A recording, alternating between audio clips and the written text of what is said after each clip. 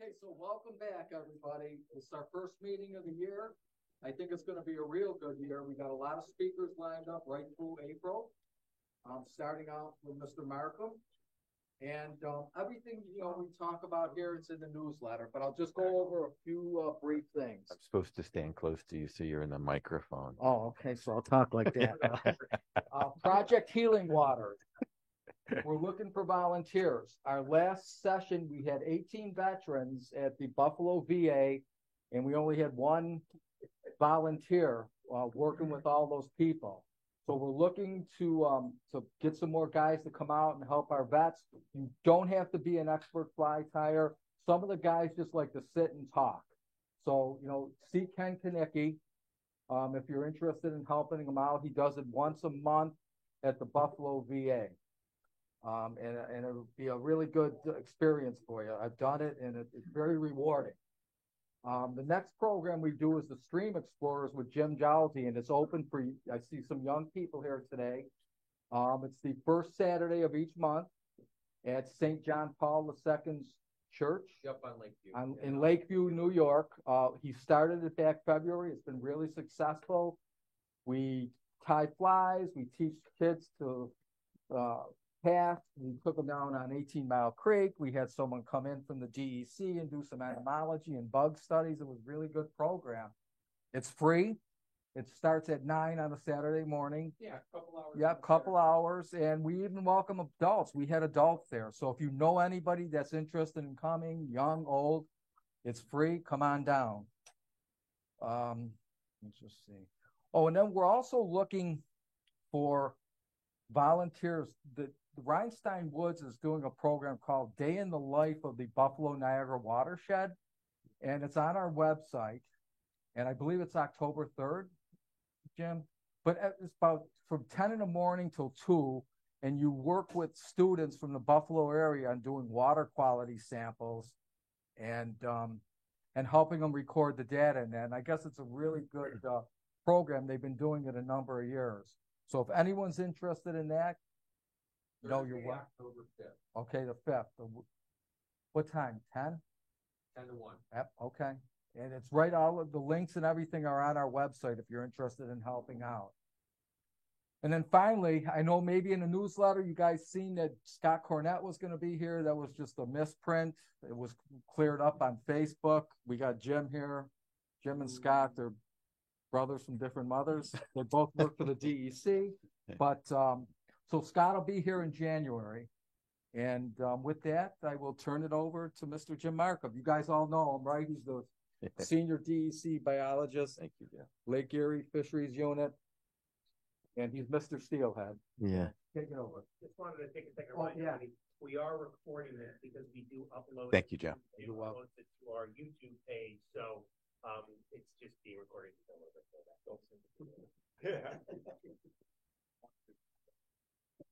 All right. Let's see if we can get rid of stuff on the top of the screen. There we go. It's about as good as we can get here. Hey, thanks everybody. Sorry if anybody did show up to see Scott and you're disappointed. You do get me tonight, so I'm about second best to Scott, maybe as far as DEC is concerned, anyway. And you guys, with that, I appreciate everybody's always a nice crowd here, and apologies for anybody who was at Fly Fishers International last week who I talked to. This is the same presentation as there. So if you'd like to get up and leave now, you can.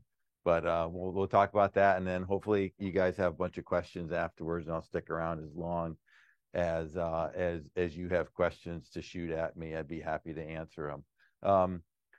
Not a whole lot of new information going on here, and tonight I have a little bit new, but I'm going to try to just wrap up a bunch of stuff here.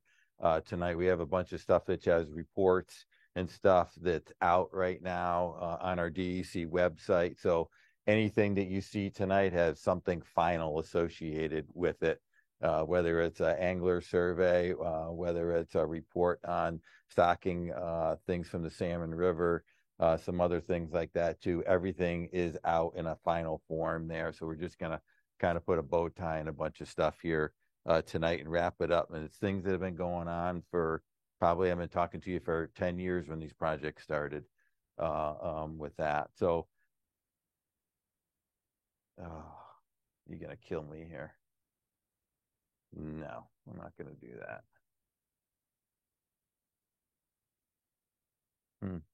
I got nothing. All right.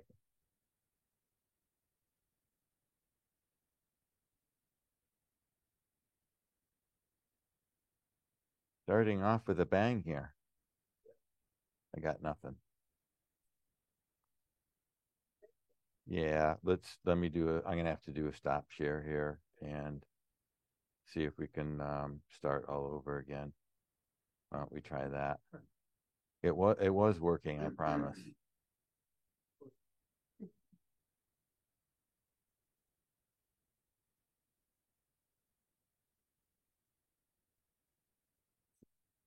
That.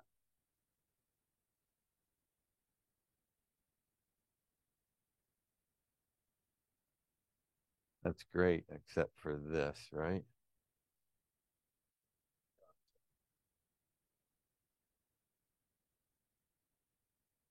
Leave? That doesn't sound right. Huh.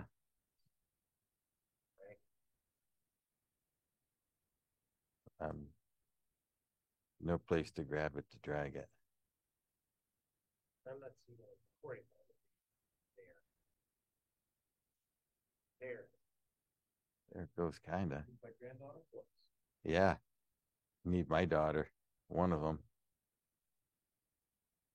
Victory. All right. All right. Back on track. So let's talk about stocking here first. And we're gonna and right now we're just gonna concentrate on our Lake Erie stocking here. We've been over this a lot. We've been strictly or I say mostly stocking steelhead now for over 25 years. Really concentrated on them once the salmon got out of the way. Some mixes in with brown trout. Currently, we're supplementing with domestic rainbows. Is our other fish in there? But pretty stable stocking through 2018. I've talked to you a lot in the past, and we're going to go over that again here just tonight to wrap that up. We've had that experimental stocking with Salmon River that we began in 2020. Our stocking got cut in half with that, and again, I'll go into more detail. But in 2023, 131,000 steelhead into our streams and 50,000 domestic rainbows, so 181 total. But let's look at this on a lake wide. And this is 2022, okay? But comparatively of what goes into the lake here, New York's about 10% of the fish going in. 1.85 million steelhead go into Lake Erie every year with that, and you can see that PA takes the lion's share of that, over 50% annually with that, with Ohio coming in second. So the one thing here maybe to pay attention to if you like steelhead fishing, and we've talked about that in the past, is how much influence Pennsylvania fish have on our New York fishery. Okay, there's plenty of studies that are out there that of like 60%, 70% of our fish are PA fish coming over that. So PA fish come from two hatcheries, one in Fairview, one in Tionesta. The Fairview one is in the Lake Erie watershed. Tionesta is outside the Lake Erie watershed. They got a disease outbreak at Tionesta.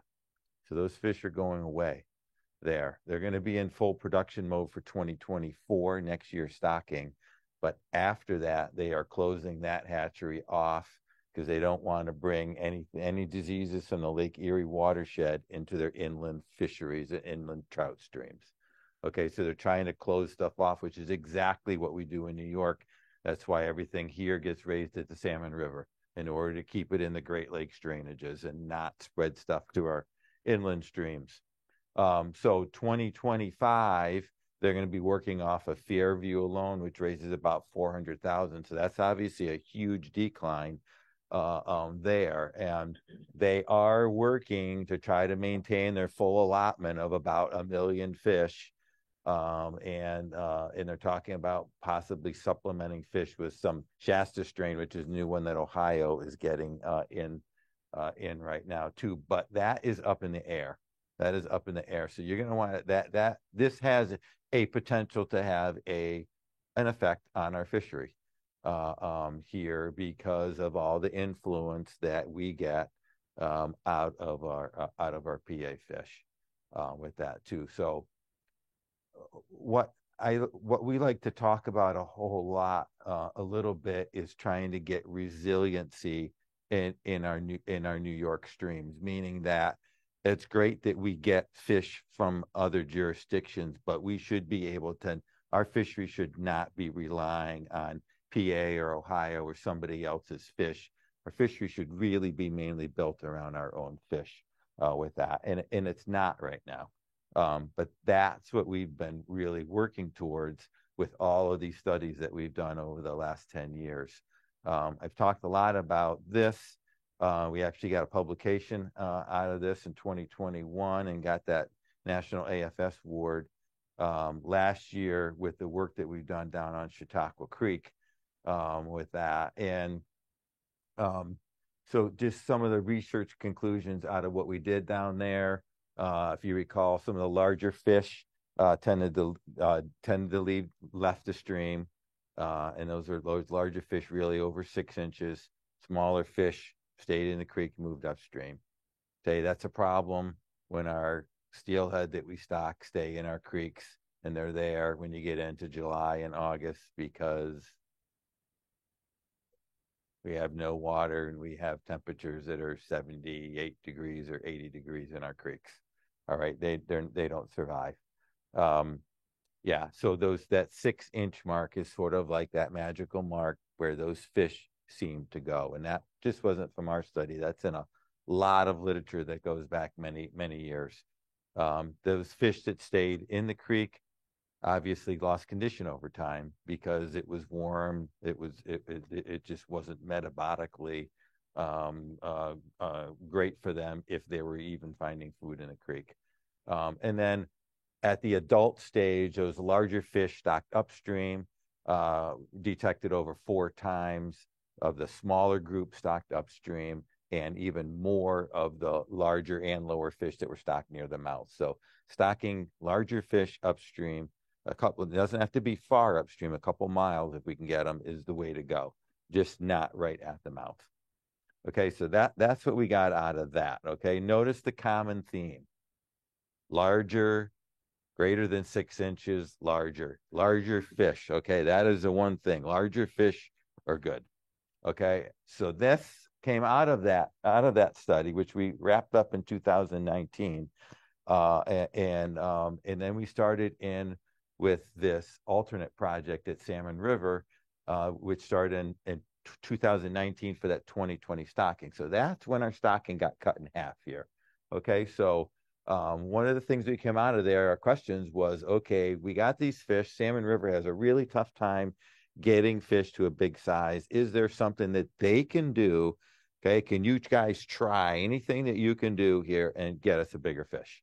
Okay, so they started grading their steelhead, which they hadn't done before. They started rearing at a reduced density, which is why one of the reasons why we needed to cut our stocking in half at that point in time. They adjusted feeding regimes. They went to a new feed. They started doing some recirculation of well water, and that was a little bit warmer. I mean, so they did all the things that they could possibly do here, there, and trying to get some bigger fish. Okay, so let's get into some of the results of what they did here. And so you're going to see 2013 and 14 up here coming up. Okay, those are our pre-study years. Okay, those were our 2 years at the beginning of our other project that we did, that we took a bunch of data from there, and we're going to compare that with 22, 23. So the last 4 years of what we were getting out of Salmon River with this sort of new alternate approach that they developed for getting fish there. So a couple things you'll notice right away. Right here we have about mostly about an inch in average length of the fish. So usually their average fish is about 5 inches. We were up close to 6 inches, sometimes 6, right around that mark. The bigger thing is look at the weight.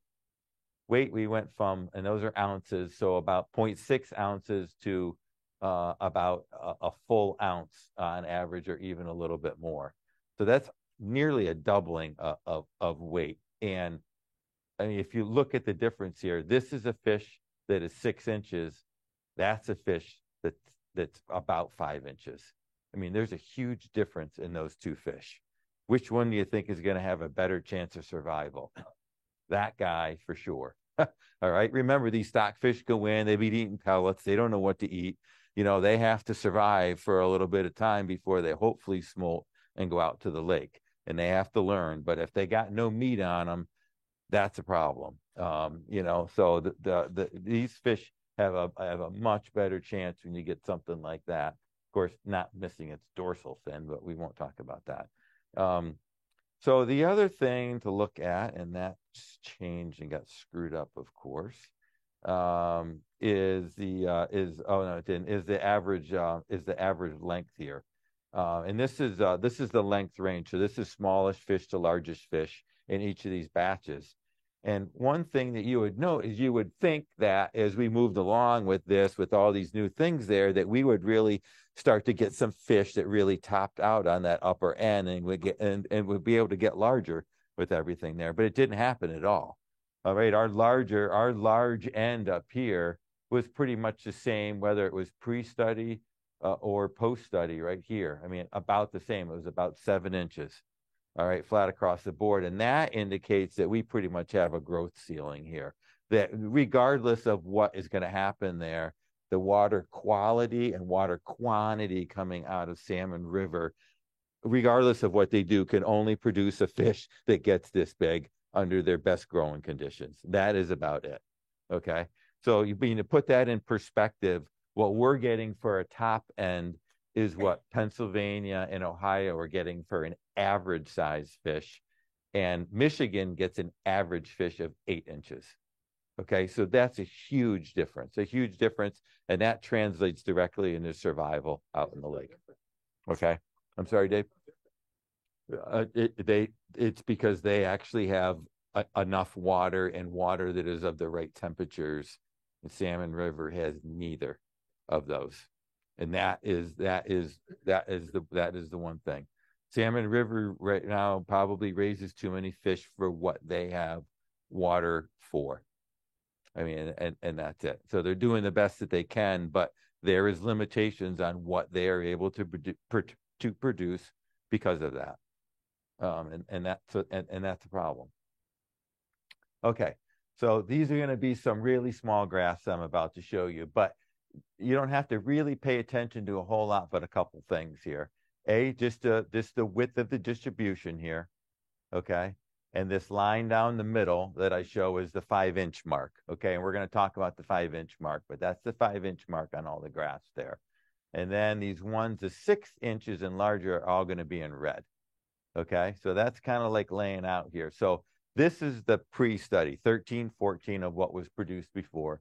You notice that the fish had a large, wide distribution, 3.5 to 6.5 inches, all kind of spread out all over the place. And over half the fish were shorter than 5 inches. Okay, so over half of them, you might as well have pretty much thrown them in the trash can. Okay, they weren't even close to that 6-inch mark. They weren't going to grow an inch in the creek. They weren't going to contribute to anything at all. So those fish are, I hate to say, basically garbage, you know, for what we needed them for in our tributaries. So we switch to the graphs here on the 2020 through 2023 there. Okay, and the first thing you'll notice is that all of these distributions are a lot more compact. Okay, meaning that they've really pushed the fish in above that 5-inch mark for the most part. There's some years we get some below, but most of the fish are still over that 5-inch mark comparatively before that. Okay. And most of them in this 5.5 to 6.5 range right through here, okay, which is close. We're getting there. That is close. It's not PA or Ohio sizes, but it's close to that one that they will even go to the lake and have a chance of returning as adults with that too. So this year, only 2020, only 3% shorter than 5 inches. But you'll notice in the other years that percentage bumped up 19% in 2021 and 2022 and 10% in 2023. So not as great, but still way better than greater than 50% as before. The other thing that's kind of interesting to note here is that this group right here, this group is the 5.5 to 6 inch group right here too. So those are fish that are a 1/2 inch short of that kind of mark that we're looking for there. So if those fish grow a little bit, they can be contributors here. Up comparatively to 2013 and 14, we have double the amount of fish that are in that just that one little size range right there. So we have the potential of having a lot more contribution from that. Okay, so effective stocking numbers. So you know, what in the hell is that, Jim? Okay, well, it's very simple. Okay, it's that percentage of fish that are greater than 6 inches multiplied by the number of fish that we stocked that year. So you notice that we had 255, and then we kind of cut it in half. So that's our stocking numbers cut in half. But our percentages of fish that were over 6 inches also got a lot greater. Okay, so if you look at 2020, there we were 2.5 times better than our stocking in 2013 of what I call fish that are greater than 6 inches or greater. Those are the ones that have a really good chance of leaving the lake and having a chance to grow. Sticks out way higher so the years, including the next 3. Yep. What's so different about 2020? Yep. What was special? What can be duplicated? So water conditions. All right. So water conditions at Salmon River, and that's a great question. Okay. The question was, what was different about 2020 compared to the other years? And I asked the same question of the guys at the hatchery. What did you do there that you didn't do there? And they said, we didn't do anything. It's just the variability and our raising and our fish, the fish conditions and what's raising every year between water temperatures and water amount coming in there that contributes to that. And sometimes if they get cooler weather or a little warmer weather in the winter time, then that will make a huge difference in that early growth and can put those fish way ahead compared to where we've been for the last few years. It's nothing more simple than that, than variation in the growing conditions that happen at the hatchery. That was the answer that I got from the guys there, and that's actually written in our report. Heavier rainfalls prior to the growing season. I don't have specifics on what was different in 2020 compared to the other ones with that too. Regardless of that, we're stocking half the fish, and we're at least no worse off than we were before. Okay, and remember that we had that size group that was just short of that too, that may be contributing to this. Okay, those are the numbers I just talked about there. So just some conclusions on this.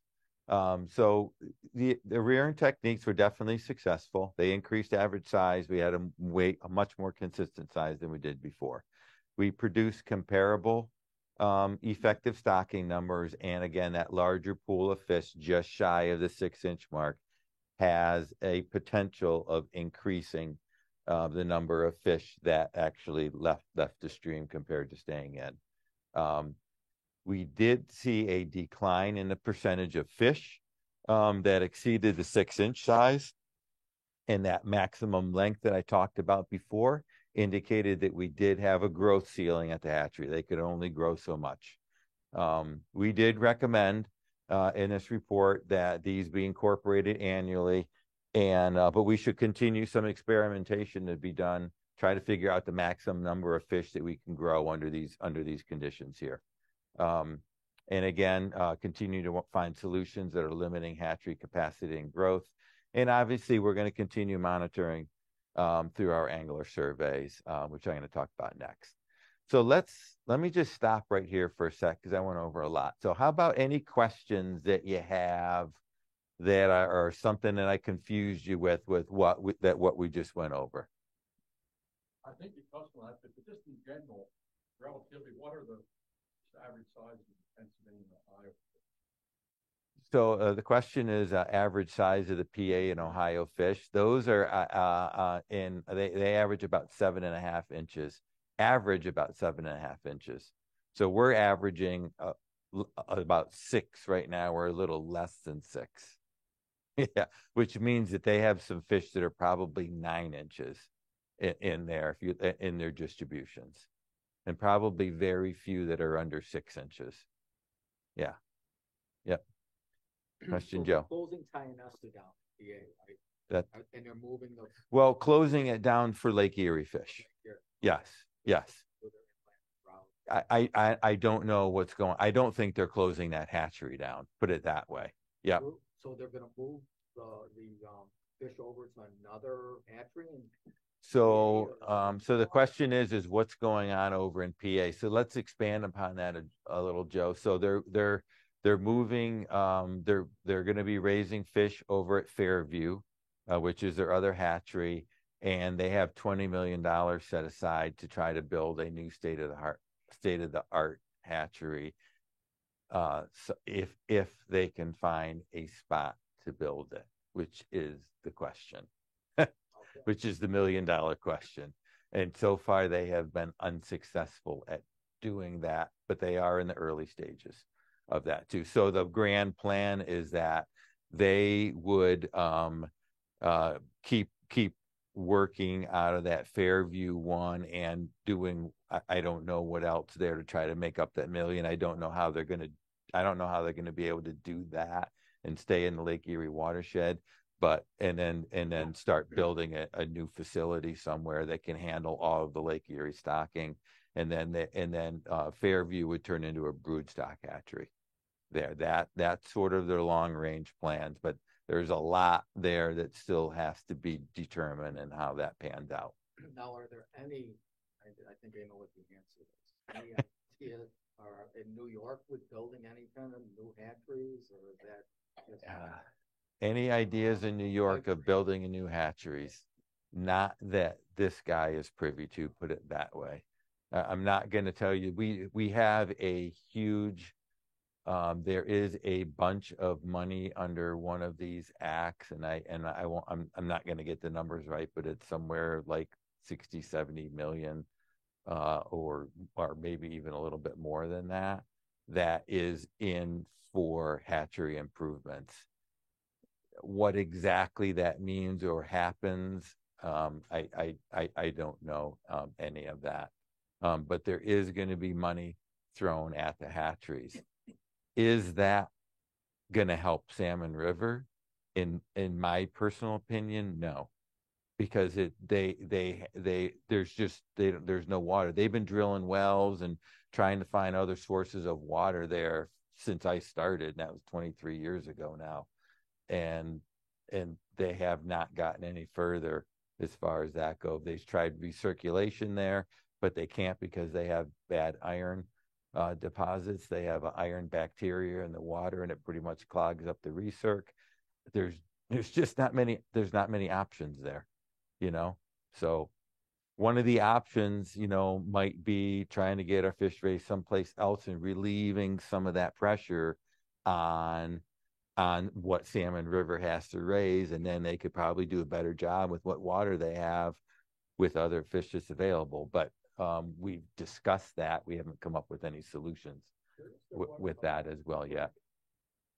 The Salmon River comes from wells, and it comes from a reservoir that's right by that is their supplemental water. And I don't know the name of the reservoir. It makes sense just to run a pipeline out of the Salmon River reservoir and just use that water and then send it back upstream. It's not coming off the bottom, it's coming off the top, where the water that they get is not like bottom cold water, it's like surface water, so it changes all sorts. It either gets cold or it gets warm. So I don't know I don't know the answer to that. Yeah, it's Do it yet. maybe I don't know. I can't believe that if that answer was that simple that they wouldn't have done that already. So I would bet that, but I don't know the answer to that. You'd have to ask somebody else. Yeah, the hatchery guys on that one.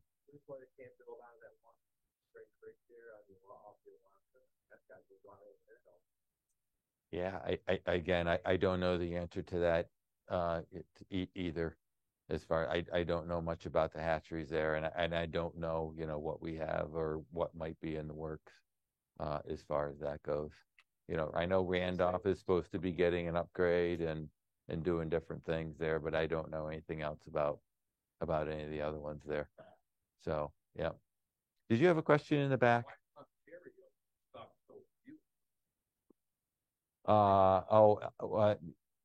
Ontario. They just the question was, why does Ontario stock so few steelhead? That's just not one of the things that they do. They are not big fish hatchery people, and the fish hatcheries that they do have are all focused on native species, lake trout. They got some that are raising ciscos right now for the other Great Lakes. And their production comes out of a club.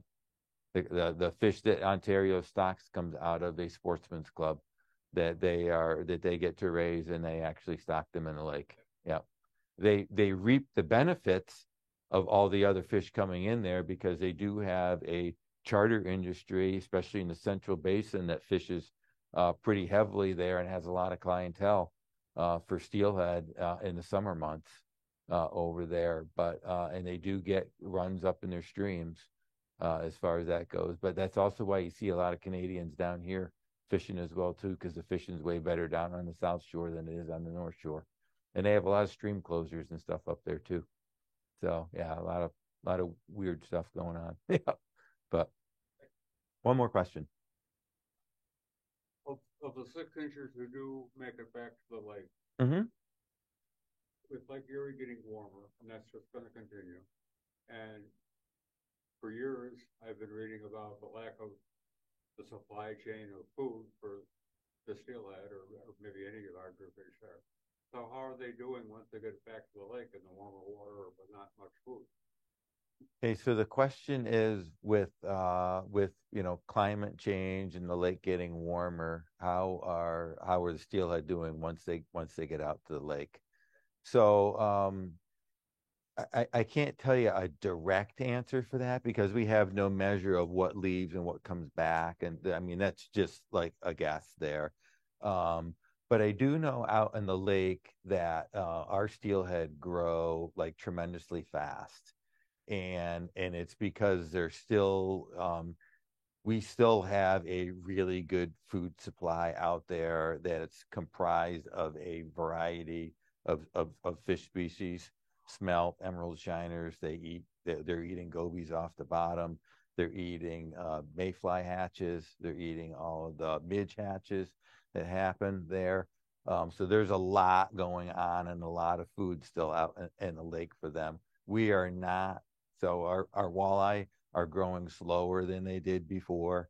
There's no doubt about that. But other than that, we're not seeing any big slowdowns in any of our Lake Erie fishes right now to indicate that we have a food problem right now that is setting off any alarm bells. And I hate to tell you, if that did happen, there's absolutely nothing that we can do about it.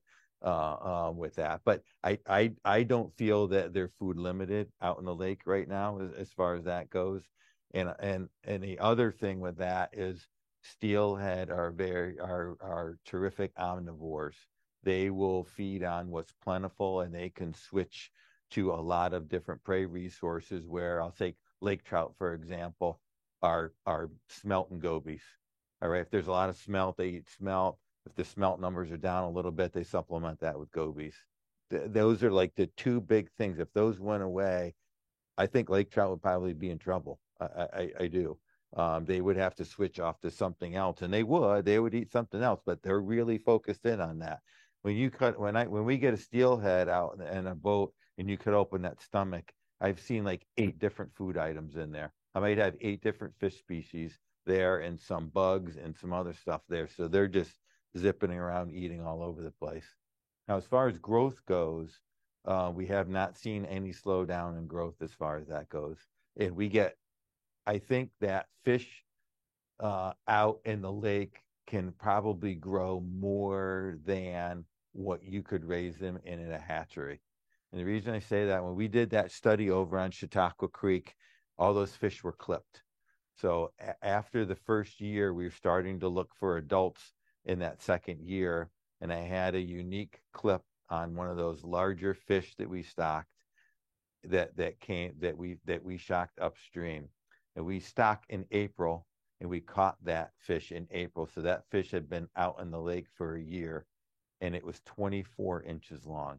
So that fish, even if we stocked it and it was 8 inches long, it was that fish grew 16 or 17 inches in a calendar year. And it had 3 lampreys on it, of which I ripped off. Yeah, it had 3 lampreys on it, of which I took off. But that fish, I was looking at it, I'm like, that fish has been out in the lake we stocked that thing a year ago, and it was 2 feet long. So, I mean, and it was a female. I mean, so you couldn't do that. You couldn't raise that fish to 2 foot in a hatchery under the best water conditions that you had. I think those fish out in the lake just get in their preferred thermal zone out there of wherever they go, and just zip around and eat food out there, and can really find like that optimal zone and temperature out there where they can eat and thrive out in the Lake Erie. So we grow fish really fast here, and so I don't see any problems as of right now, with not with steelhead, but with anything else in there. So I hope that answered your question in a long roundabout way. Anyway. So let's move on here a little bit, and we're going to go into and just wrap up real quick. I think I went over a lot of this last year, but just our 2022, that was our last angler survey out in the lake here. So this survey was a little bit different than our other one. This is the 7th one that we did, and I talk about these all the time because this is our measure of how our fishery is doing out there and what we gauge upon with our steelhead management plan objectives in there is the results that come out of the survey. Typically, we'll interview somewhere about 1,500 anglers throughout the course of the season there to get the data that you're going to show, that we're going to show here coming up here. So this survey is usually from mid-September through mid-May. We had hiring problems, and then my 2 techs left in April, one for another job and one to go to grad school. So I actually worked in April on that survey by myself of 2 years ago, but we didn't get May in on that one. So it's a little bit different. The data is there, so there's going to be a couple asterisks on things, but we'll talk about that a little bit here. So let's just kind of look at overall effort here. I mean, we don't manage for effort, but it's always nice to know like how many people are fishing here. And, you know, the early 2000s were, I say, the heyday here on Lake Erie. We had, 250,000 angler hours here. It was huge. Last survey, this was about 100,000 angler hours, but it missed September, April, and May. I'll see some data showing up here that April was awesome. Okay, we missed a bunch of angler effort in April. It was like the best month of fishing that we had in the spring of 2022 there. I think if you added in the numbers from those months from 2017 and 18, that 2021-22 ends up about exactly the same. So I feel confident that we were at least at that level of 2017-18, if not even a little bit higher than that. Just by month here, this has not changed for every survey that I've done. October and November are the 2 busiest months of steelhead fishing, usually followed by a spring month. It's either March or May, depending on how weather is. It's usually, March or April. Usually it's April gets the highest, and I'm sure that April would have been, I think, number 3. A lot of action in December, usually not that high, that we've seen before comparatively, and that's because it was warm and the fishing was good. And then that's pretty typical for the winter time through there. Not as much angler effort. On your creeks here, every survey so far, Cattaraugus Creek has been the top stream as far as angler effort go. Number 3. It was horrible. If you guys remember 2 years ago in the Cat, it was good for about the first week, and it got blown out for the entire rest of October and the entire month of November. It was horrible. It was horrible. And it started to shape up a little bit in December, but that's when everything started to wane. And it really got really good in April, which is when everybody was finally able to fish it. So that really hurt Cattaraugus Creek.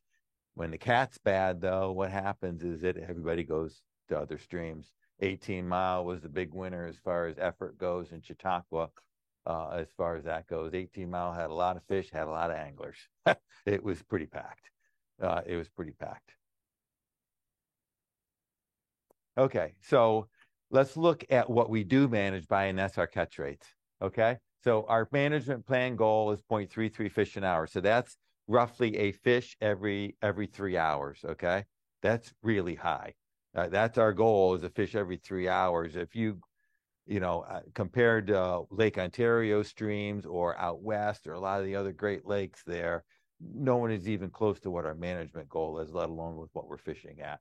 Okay, we're like that's a really high bar that we have set, but we've always been there. We're basing it upon where we've been and what we think that this fishery is capable of, given what we're doing there. So we kind of stumbled back through here. I think a lot of that was due to explosion of sea lampreys that we had in the lake. Recovered up. We dropped down to about 0.44 in our latest survey with that as well too. It's a decline from where we were in 2017 and 18, but by no means do we think that that's bad with that too. So some pretty good fishing here.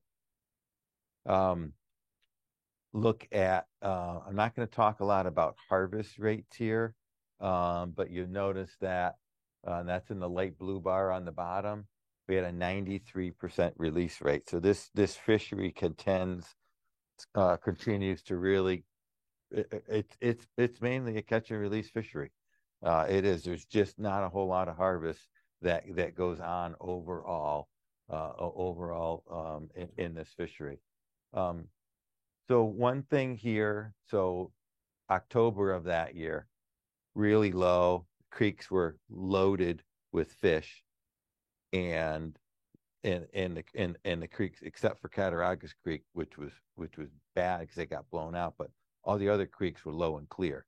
So I remember the guys at work, I had some seasonals in there, and they really liked to fish, and they were like, "There's like 100 fish in that lower pool on Silver Creek, and you can't catch one of them."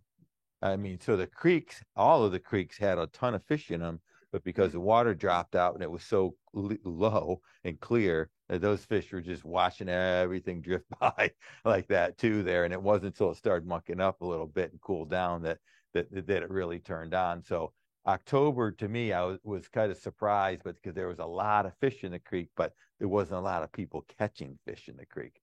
And then it really turned on in November, and then it continued right into December and January and February even. But look at April. April was that month that we didn't get any angler effort at. The Cat was awesome that month, was fishing really good there. I think one day in April, below the 5 and 20 bridge, I interviewed 17 anglers right there, and 16 of them had caught fish.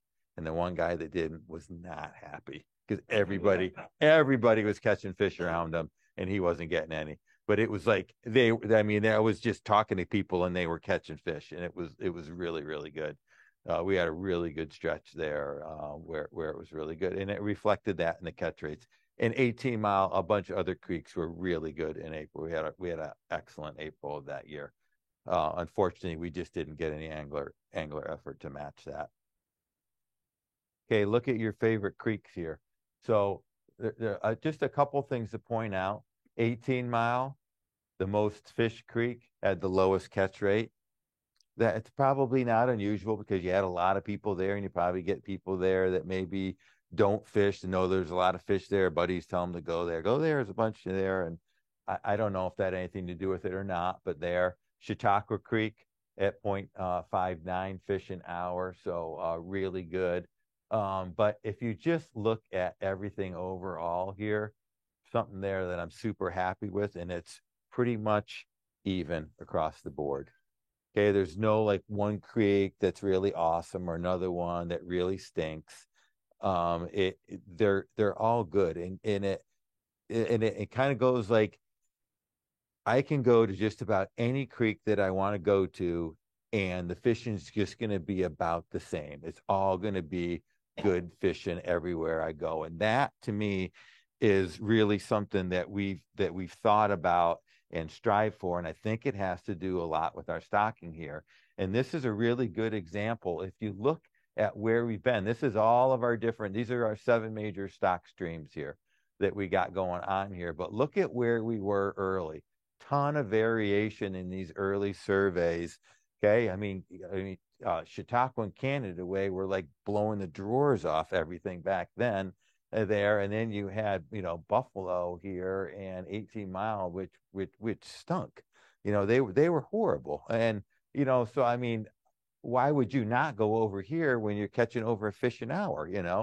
What we really want is this, where all the dots are laying on top of each other, and we've got that the last couple years. And I think a lot of it has to do with what we've done with fish and where we've been stocking them, because I've been moving stuff around a little bit. I think that we've just done better overall, and I'm real happy with that. That you can go in there, and whether you want to fish Silver Creek or whether you want to fish Canada Way or whether you want to fish Chautauqua, it's all going to be about the same fishing. It's all going to be good. So why not go fish where you want to fish instead of going where you think the fishing is the best?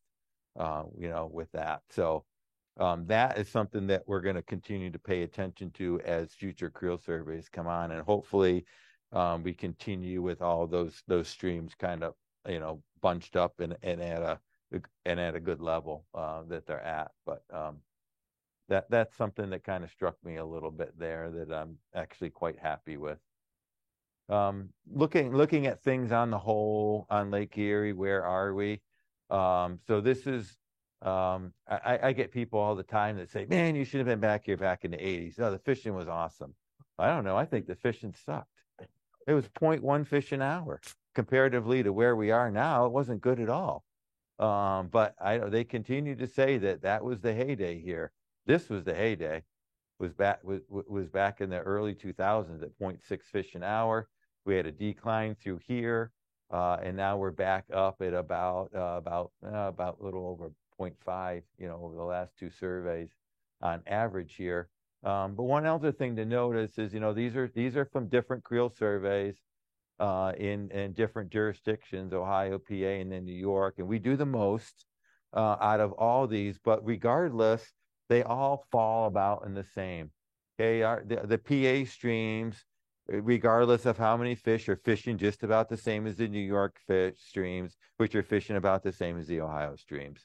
Everybody's about the same.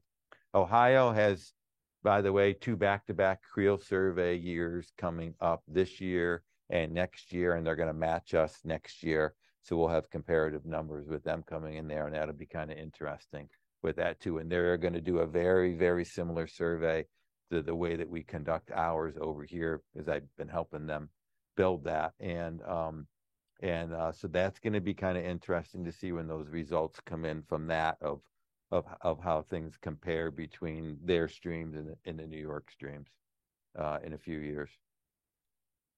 Okay, so real quick, overall catch rate 0.44 fish an hour, well above our management plan target. 18 Mile Creek, highest angler use, lowest catch rate.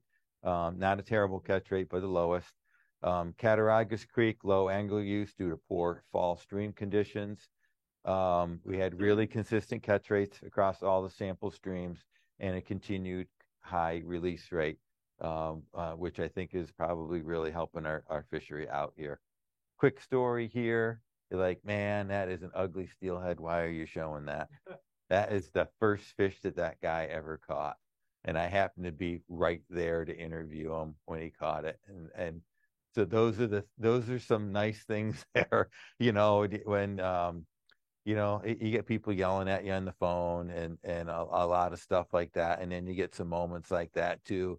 And this guy was absolutely ecstatic there. And I watched him catch that fish there, and I interviewed him afterwards. And it was the biologist interviewing him, and I took some pictures and he sent them to his girlfriend. And I mean, it couldn't have been any better, you know. And I mean, this guy was on cloud nine there, and he was right underneath the bridge up on Buffalo Creek. So you get some of them too, and it's pretty awesome. And I was glad I was there. It makes you feel good to see some people that are just absolutely ecstatic doing that. So just a couple more slides here with that. So our TRIB regulations here, I'm super proud to say, and Jason at our office we've been just working on this, and he's been pushing this, is really trying to simplify our regs. It's in our management plan there of just trying to get people to go out and fish. We do not have the problems that you hear on some of the bigger streams over on Lake Ontario. The ECOs rarely find anything happening on our Lake Erie streams other than somebody fishing without a license and somebody overbagging. All right, those are like the two biggest violations that we have, and it doesn't matter what regulations that you have with that. Those people are going to do that anyway, whether they have a license or whether they want to keep more fish, regardless of regardless of what we have as a regulation, that's what they're going to do. With that too, they rarely get people seeing them snagging or doing lots of stuff. So we've eliminated the regulations for lining and the regulations for, you know, if somebody wants to fish a jig, an 1/8 ounce jig, you know, go for it. That's perfectly fine there. Our regulations now fit on, they start here and they end there. And that's pretty awesome. It's about probably a page and a quarter of our regulation book. Salmon River alone has, I think, 4 or 5 pages. That's just the Salmon River, not alone Lake Ontario. 4 or 5 pages. We're down to about a page and a quarter. Yeah. Yeah, they have diagrams of lures that you can use, and we're like, we're not going there, man. I'm not doing it. You know, but the whole idea is we want people to go out and fish. You know, we want people to fish. I had I was doing a survey. I was doing the creel survey back in 2017 or 18, and I was up in Gowanda, and and there was a guy there, and I walked up to him and introduced myself and said, I'm doing an angler survey there too, and you know, are you fishing today? And he said, well, we just got here with my son. And I said, I can't figure out what's legal to use. And I'm like, all right. And he goes, I got a regulation booklet here. And I said, all right, well, let's take a look at that, you know? And I'm like, I don't know what the confusion is. We hardly have any regulations. Well, he had it open, and he had it open to the Salmon River one. Yeah. So, and he was like, I cannot figure out of what's legal to use. And I said, well, let's just stop right there. I go, first of all, let's flip back a few pages here because you're on Lake Ontario regs, and let's go to Lake Erie ones there, you know? So he opened it up there, and they weren't quite as simple as this, but they weren't too far off, you know? So we talked a little bit, and the kid comes up and he goes, can I fish a spinner? And I go, absolutely. 2 seconds, he had a spinner on there and he was running off to the creek. And I said, all right, that's what we want right there, right? You know, regardless of what kind of fishing that you like, we just want people to go out there and fish. We have a really good resource here. It can handle people fishing, and it does. And to see that kid take off with a spinner on his rod and whipping it in there, you know, that was like, that's exactly what we were looking for. Is we were looking for people to come here and go out and fish. And that's why we have our regs. If we have a regulation, obviously, that seems to be a problem or something that we need to address, obviously we're going to do that.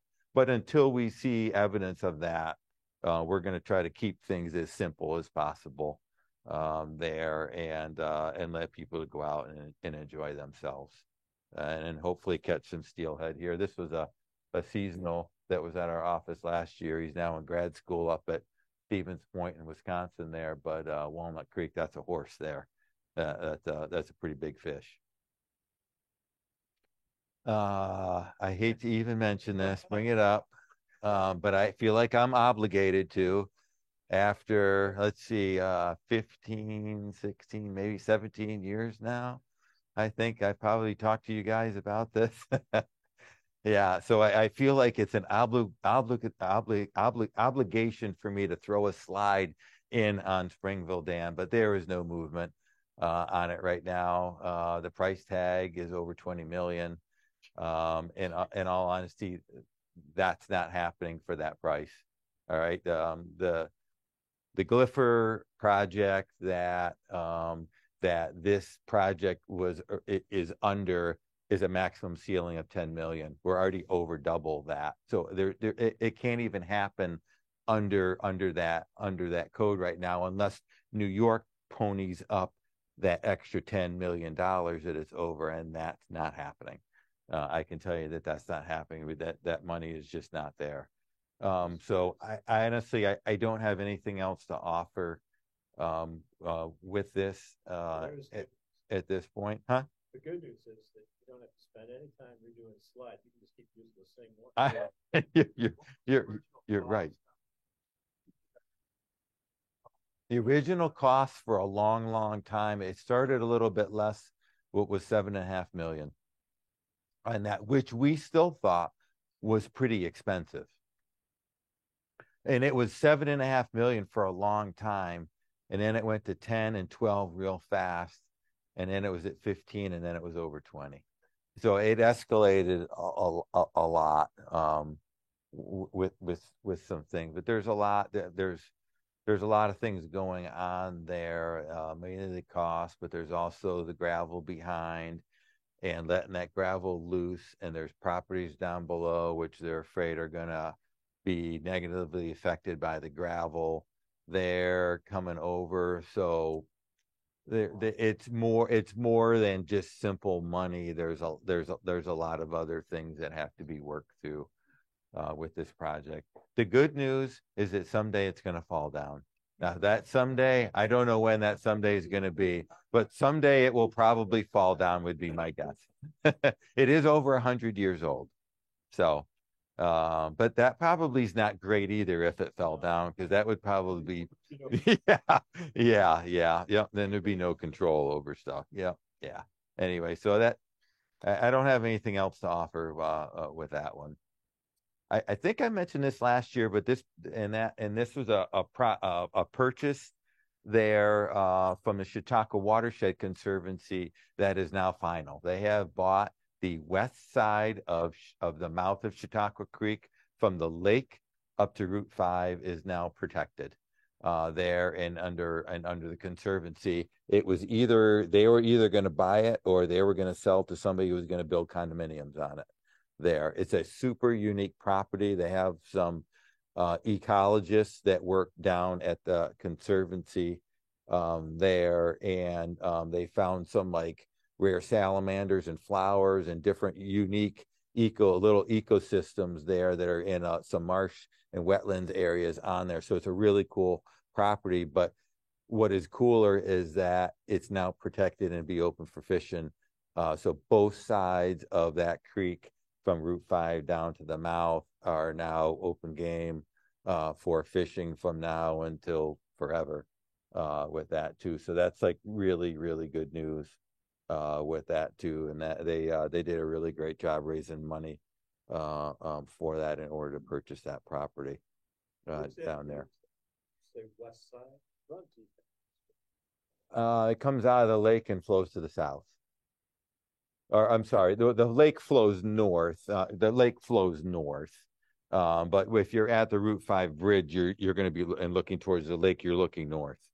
So I'm talking on the left side, the west side. The right side is owned by Dave Spann, and that's already under PFR now. Yep. All right. So here's a great one. You guys can predict this. So what do we think is going to happen this fall? Just stay water.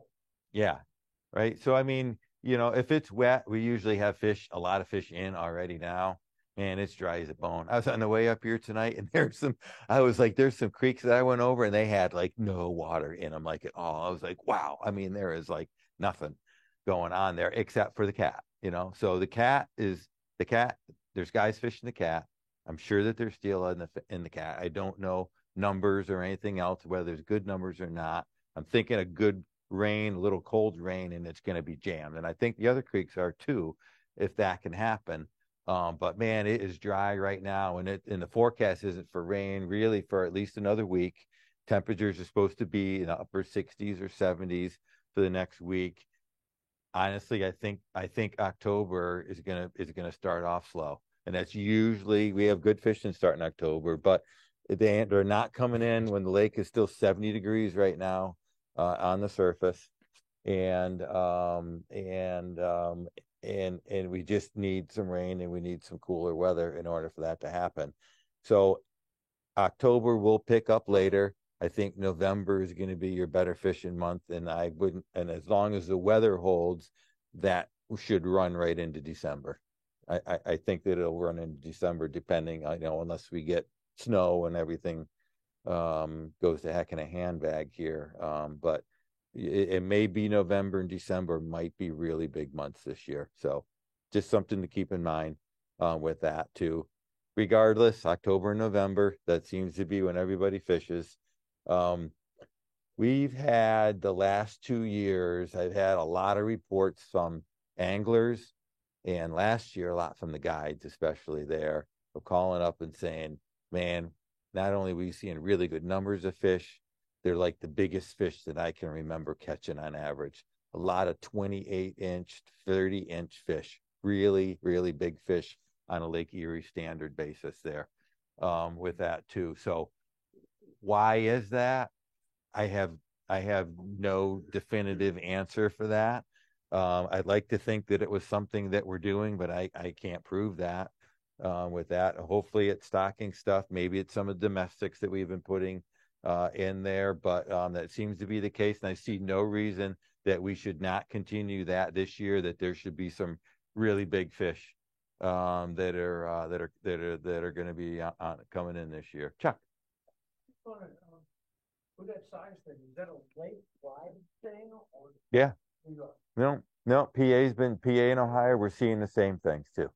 Yeah, seeing just a bunch of big fish. Yeah, so it wasn't just us. That's a really good question. Yeah. So winter time, right? So in our last survey that I showed, some of the lowest catch rates were during the winter time, but typically some of our highest catch rates are during the winter months in our survey there. And I don't know why that is. Maybe it's just really good anglers that are out in the winter time, but I can tell you, if you like to steelhead fish, don't pass up February. February is a huge month now. When it warms up, we've been getting these winter warm-ups into the 40s. Man, I tell you what, you better be out there because the fish will be on the run unless the creeks are frozen. If they're open and it gets in the 40s, you better be out there fishing because there's going to be a lot and there won't be many people out. Okay, and then our spring, whatever kind of winter we have it really dictates whether March is a big month or whether April's that big month and how much it extends into May with that. So just kind of pay attention to that. If we have a real bad winter like the almanac, then is predicting, then maybe we get into April ends up being a much better month than March will be. Okay. Let's open things up there. And I didn't talk anything. Talk steelhead, talk lake trout. We talk about walleye, talk about bait fish. I don't really care. I'll talk whatever you guys have questions about. I just wanted to throw in a thing about some people observing a lot of bigger fish last year. Mm-hmm. Well, the year before. And I think this is a contributing factor because I've seen it time and time again. When you have a year where it's blown out and you lose a significant part of the season, like 20, 21, and it's blown out from October through, those fish, they run up and do their thing and run back. They're still doing their thing, but they're completely undisturbed Yeah. for long periods of time. You know what? That's a great point. There's less mortality, and then the following year and 2 years after that, Yeah. That's a really great point, especially with Cattaraugus Creek, right? Yeah. Yeah. And the cat, yeah, I mean, definitely a lot of fish probably ran up and spawned and left and were basically unmolested for that year and didn't suffer much for mortality as far as that goes. So that's a really good point. Yeah. Yeah, question. Just about stocking, when you said you were stocking further up the creek, how much further up the creek and why does that make a difference? So the question is how much further up the creeks are we stocking and why that makes a difference? The second part of that, why exactly? I think that stocking down low, the fish that we stock down low tend to immediately leave the creek. Now, our study showed, we didn't sample it. It doesn't mean that they didn't run out and run up another creek and survive and come back but our stocking programs are really focused on stocking fish in Chautauqua Creek because we want those fish to come back to Chautauqua Creek, or Silver Creek, we want them to come back to Silver Creek. So it's a matter of really getting those fish to come back to where we want them to come back to. Okay, so why is a little higher? I don't know. I think it's because if in that smolting process there, if they leave the creek and they smolt out in the lake, that smolting process is kind of where they learn what creek that they were in and where they come back to. And I think that gives them that opportunity to get adjusted to that stream. They're still in there. They're of the size there where they smolt. And then, when they smolt, they run out to the lake, but that they're already tuned in to coming back to that particular creek again. So as far as distance goes, we're not stocking them up way far. And it's more because I don't have many opportunities to do that. So 18 Mile Creek has been the first one and we've done that for a while, and that's been up at Hobuck Flats a lot. Originally, we used to stock way up in Hamburg and stuff with those small fish there, but 18 Mile was the first one that we actually moved down a little bit there, but it's still in that sort of like, I saw that mediocre range, I call it, and that's kind of like where I'm sort of gearing into right there. And I've done the same thing on the cat as well too. The cat was all the way up at Springville, and then that kind of got hard to go in there, so we moved down. And actually, right now we're like just a couple miles up where we stock in the cat. But that's kind of like what I'm doing. So not towards the mouth, but maybe not so far up where they have so far to run out, and that seems to be what is working at the moment. So, but I think it has to do with that smolting process with those fish there, with that, and not having them so far from the lake that they can't make it, but having them, far enough out that they're smolting in that creek before they leave and are able to come back again.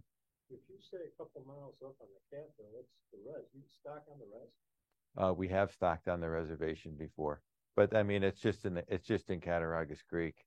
I mean, it's not whether that's one difference or another there, but yeah, usually we're up at either 5 and 20 bridge or up above that. We stocked in Gowanda before. We move stuff around a little bit there, but that's kind of like where we are right now. Yeah. But I mean, what would be the difference of stocking on the reservation compared to stocking anywhere else? I mean, the fish run up through the res. Yeah.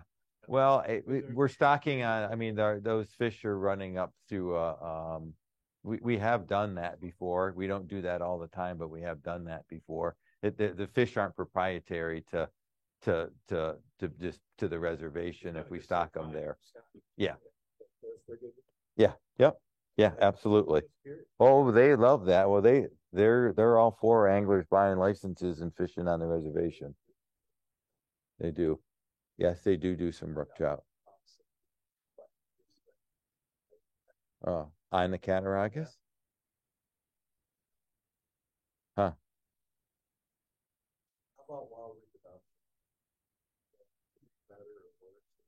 Um, we haven't done anything else as far as that. The latest studies show about 15 to 18% between Chautauqua Creek and Cattaraugus Creek.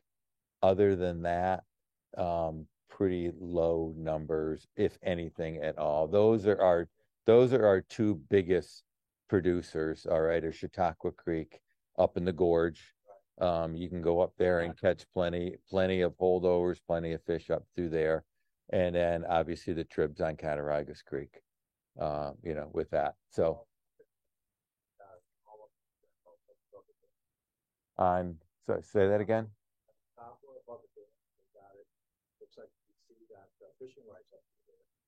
Yeah, I believe that's correct.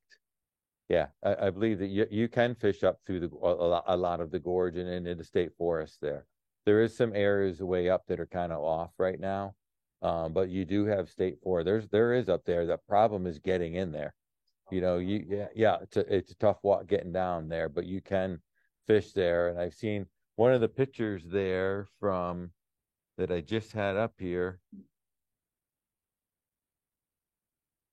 That one. That's from up in the state forest up there too. And I would bet you money that's a wild fish. I mean, that fish is perfect. And I would bet you money that's a wild fish right there too. Yeah, that's a beautiful fish. Yeah, yeah. That is way up in the Chautauqua Gorge. That's so the state there's a couple state forests up there, but the campground way up, Dave, that is where that is. That's at the campground. There's a pool that that's miles above there. The waterworks, you're not even in the gorge, you're just at the lower end of the gorge there. I mean, they go all the way up there. I did a bunch of electrofishing up actually right above this spot, and we were catching juveniles just above here, which I was surprised. And then I hit this one little spot that had like this shale rock where water was flowing down, but it was sort of like a rock ramp going up. I didn't catch anything above that, so I wonder if that was this.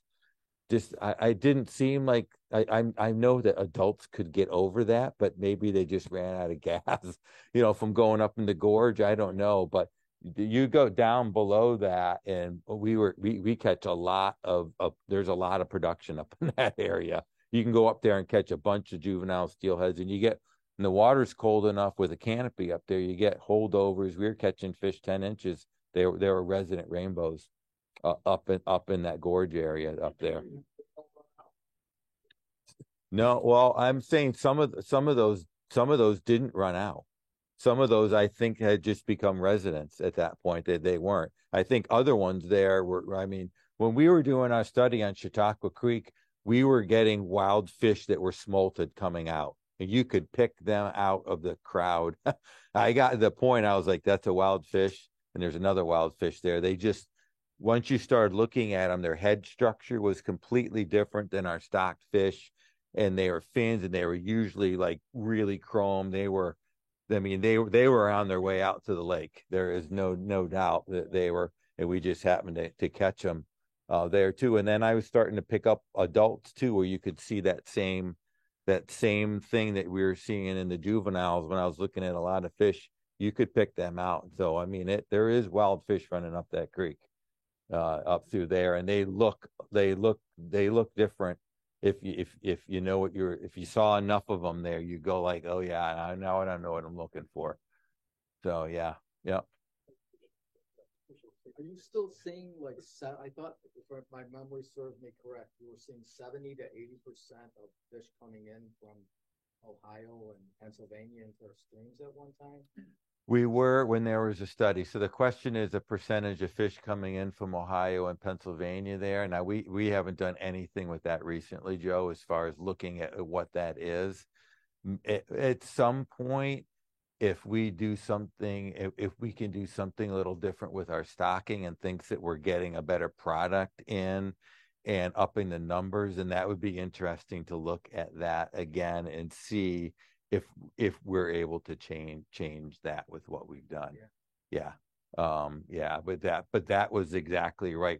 You know, 3/4 of our fish are coming in from elsewhere, you know, which again, I go back to that resiliency thing, is we don't want to be relying on everybody else for our fishery. We want to be relying on us. It's nice to have that input, but it's nice if that fishery was coming from us and we control, you know, what we got going on over here. Yeah.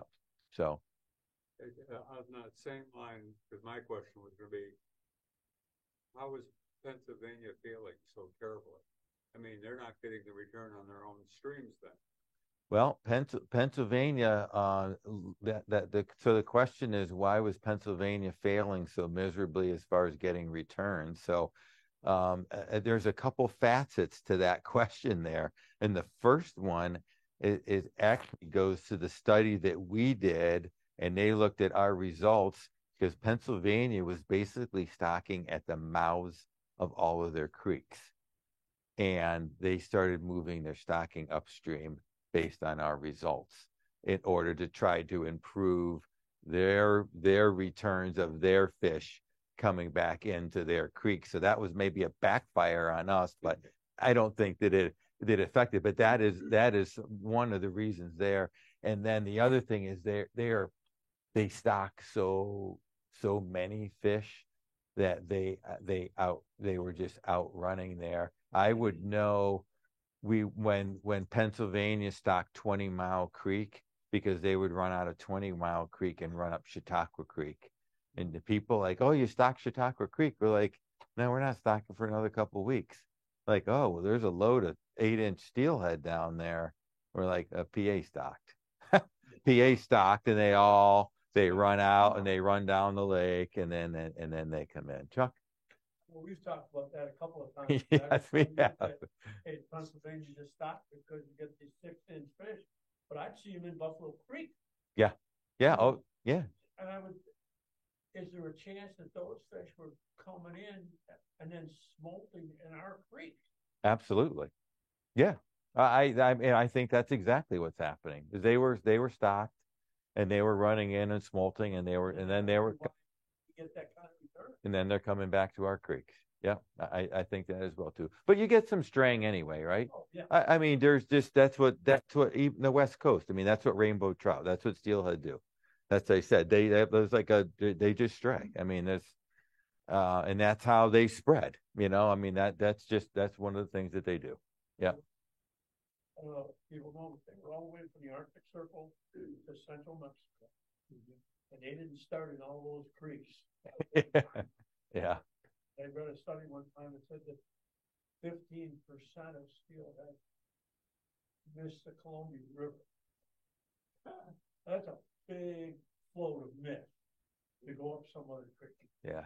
That's what I said. It's like 10 to 20% that you get like migrating or heading out and straying rates and stuff like that too from a lot of studies there. You had a question first here? Worked on probably 30 or 40 electroshocking surveys with Scott. Mm-hmm. Do you do surveys like that? We do when we have a need to. We're not doing any of that right now too. I've done extensive stuff with juveniles in the past, especially when I first started here. I did work for about the first 10 years here, just sort of inventorying a bunch of streams and seeing where we're getting production on and not. But generally, unless we have a study going on like we did on Chautauqua Creek or something like that, then we don't do stuff. We don't do that. Yeah. In the case that you do you ever need volunteers to help you like Scott does? Usually not, just because what we're doing is pretty small. And yeah, out of there. But if we did, we would ask. Put it that way. Yeah, yeah, yeah. I'll certainly keep that in mind if we have some projects going up, although there is nothing on the immediate future with steelhead right now. We got a lot of focus at our office on lake trout right now, lake trout work. So I had the same question as John about the volunteers, but I have another question, which is maybe outside your pay grade.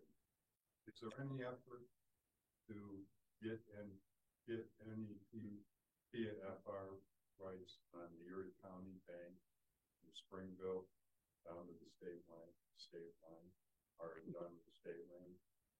any more additional PFR to come in on Cattaraugus Creek? So I don't do anything with PFR. Scott actually does that. Our inland Region 9 fisheries is in on that. And they do work and send out letters and occasionally try to get that. But that creek is like super locked up in private land. And most of those guys up there actually lease out to guides, a lot of the land up there. So I see that as probably not something that's going to hold much promise moving ahead. In all honesty, yeah. But it's not without effort, put it that way. But I mean, it just is what it is. What it is. Yeah. With that, PFR is tough to come by anymore. You know. Say, just hire Vince, he'll take that. Yeah. Well. Yeah. I was gonna. And what are the conditions that cause steelhead to smolt on both the wild fish and the fish that you stop? So it has nothing more than they reach some size where physiologically they change with that too. So steelhead or a West Coast and a true steelhead migrates out to the ocean. And physiologically, their body changes to allow them to live in salt water.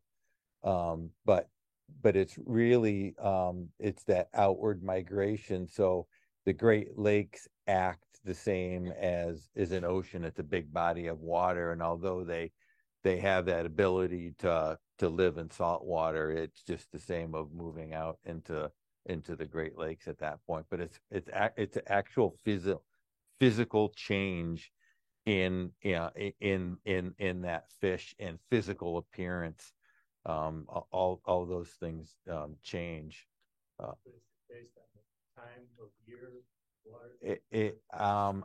I think it has a little bit to do with all of that.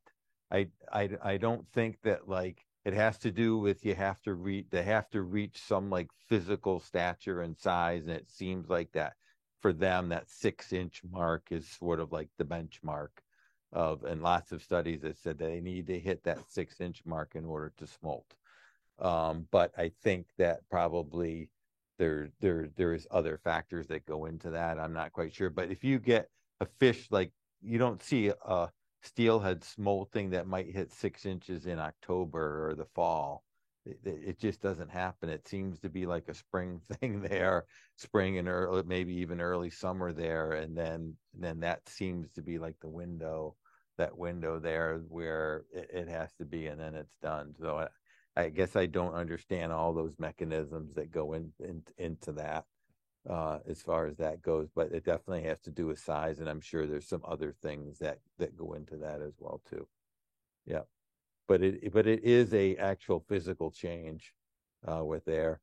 You remember a long time ago we used to do net pens in Dunkirk Harbor. I don't know if any of you remember that. Dunkirk Harbor was the first net pen project ever, even before Lake Ontario or anybody else. Dunkirk Harbor had the first net pen project with steelhead in it there, and it was still going when I started back in 2000.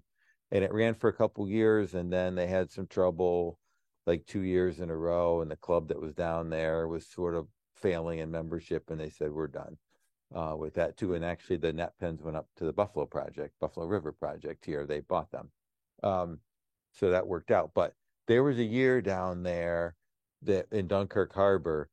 And our fish were going in there, and they're the usual 5-inch fish that were going in there. And I went down one day just to check on them there, and I was throwing some pellets in, and they weren't eating them.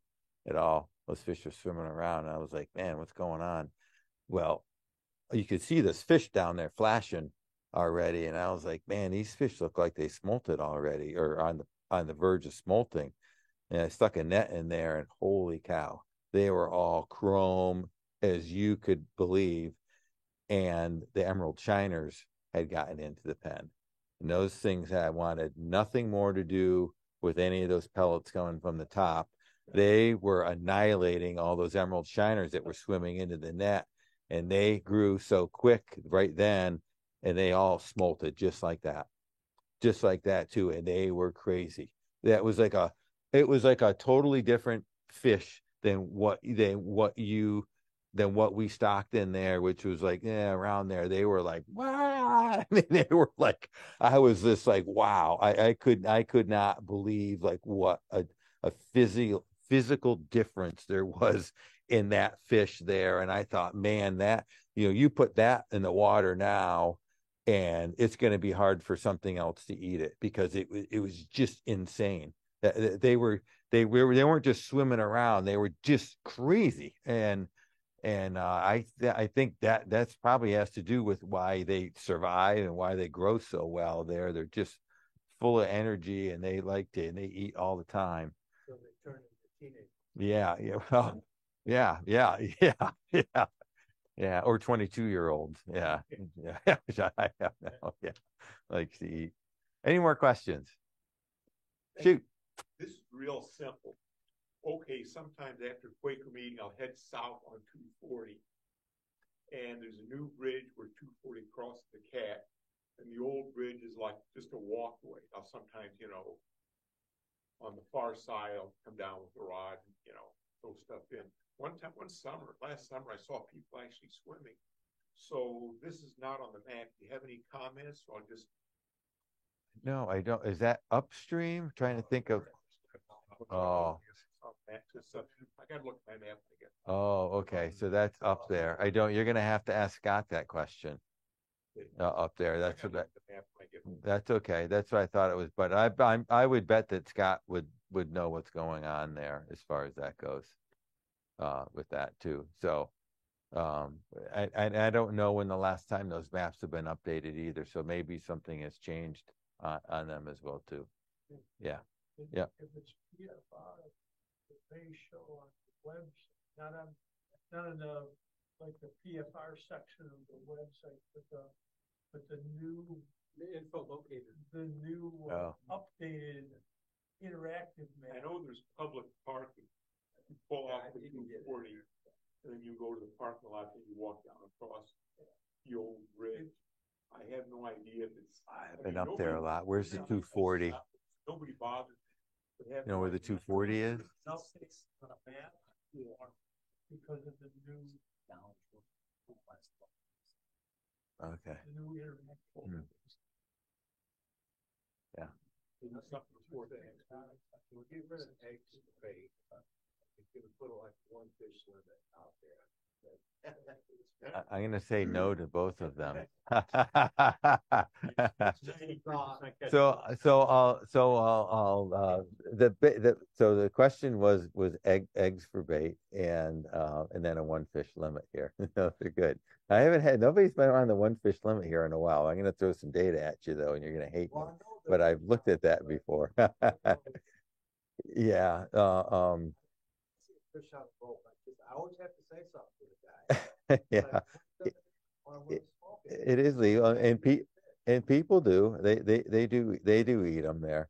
So so the bait thing there, we're kind of open to letting people fish, and right now we're not seeing it as a problem. We do limit what people can carry as far as bait. That was something that we did a long time ago, having a quart of eggs and limiting that they could be catching fish and being able to milk them and leave them there. That was back when I literally saw people running around with a garbage can with a bag in it and collecting eggs from fish, and then they let them go afterwards. So we have cut down on that. But I think if we threw that out there as, man, that we want to do that, I'm pretty sure it wouldn't go over real well because there's a lot of people that they do. A lot of guys are fishing beads and ineffective. Yep. Yep.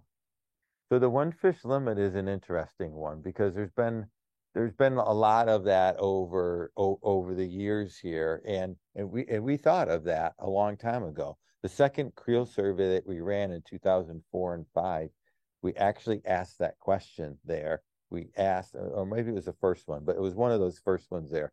We asked them directly, the people that we interviewed, two questions there. If you caught your limit of fish today, because sometime on the reservation it was 5 at that point, but on New York it's been 3. If you caught your limit that day, how many fish would you normally keep? Okay.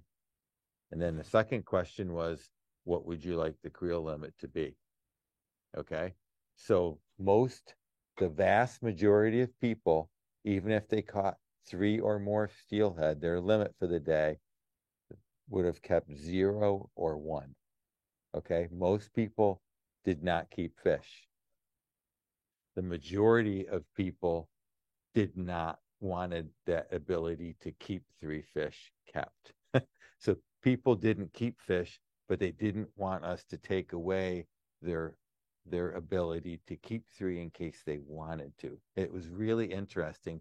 And we repeated that back in the 11 and 12 survey, and the results turned out almost identical to the earlier survey as far as the percentages and breakdown went. So it was really interesting dynamic that we never thought of before. And that's why we've never went down that road of reducing our bag limits, because we are getting a really high release rate, and that release rate has been increasing. Our earlier surveys were still high, about 85%. The surveys back in the 70s that I showed were, I don't even think they were 50%. I think it was 30% release rate back then. There was something really, it was below 50% by a lot. So, I mean, the fishery has changed. Now we're up into the 90s consistently of what our release rate is. So, yeah, you're going to see people that keep a fish, there, and it's perfectly legal to, but the majority of the fishermen are releasing their fish, but they didn't want us to take away that ability for them to maybe keep 3 if they wanted to at some point in time. So,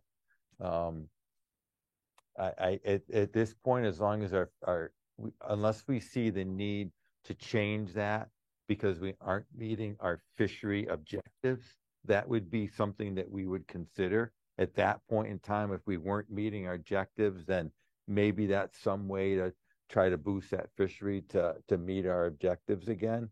But until we're not doing that, I don't see us straying away from that. At this point. Just my own experience, spent a lot of time out there, especially on the flag. Just my own experience, purely anecdotal, nothing scientific about it. But in my experience, the overwhelming majority of people I see keeping fish have caught them using eggs, and they're keeping that fish to get more eggs. And so, no proof, okay, but that's what I see. Yeah. And so if you did somehow and could enforce no eggs, you would not see people keeping as many fish because they're really not that tasty to eat. Yeah. Well, yeah, in my opinion, they're not as well too, but I've talked to other people that absolutely love them. So it's not my bag, I like smoked fish. I don't really enjoy a smoked steelhead. That's not one of my favorite smoked fish to eat. With that as well too, but some other people seem to think differently on that. So yeah.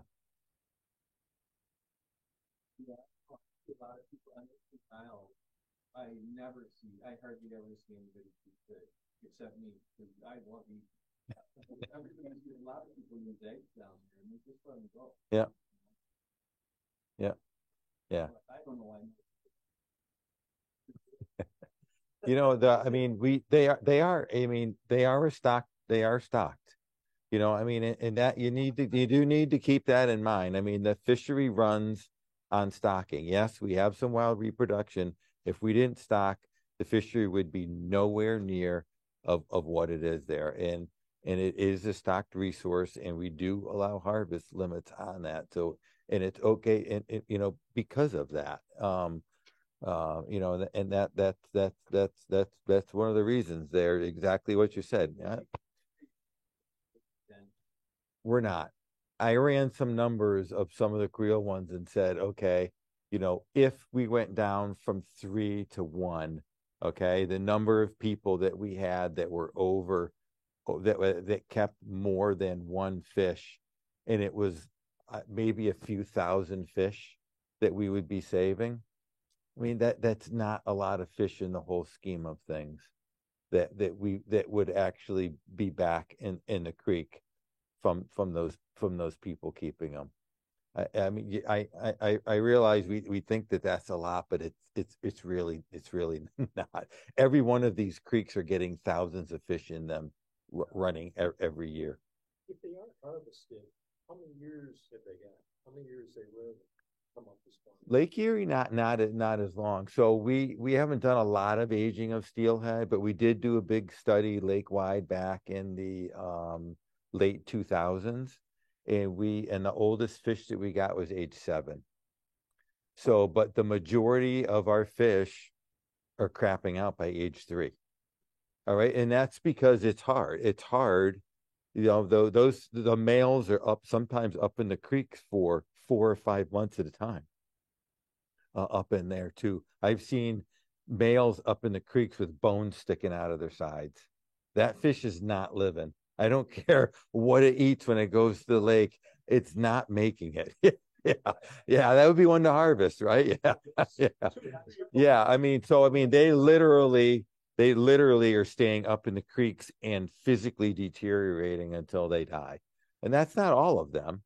But the females are different. The males stay up there. The females run, and they run out. The females may be up in a creek a day, 3 days, like that too. They usually run in, they spawn, and they're out. They're usually not hanging out like the males are. They're up and back. It's the males that are hanging up there for a long time and spawning, sometimes multiple times, you know, up in there. So, yeah. Anybody else? Good. You guys have been great, man. It's been a ton of questions, and I love questions here. So, Joe, thank you, buddy. Thank you. Just a quick reminder, next month, I hope you guys all come back. We're going to have another speaker from the DEC. Her name is Mary Ronan. She works at Rhinestone Woods. She's an educator there, but she's really into entomology. She's going to talk about all the bugs and fish and stuff in our inland trout streams. And she samples them, and she knows her bugs. So I hope to see you back. And thanks for coming, and be safe going home. Yeah. Thank you, everybody. Great seeing everybody.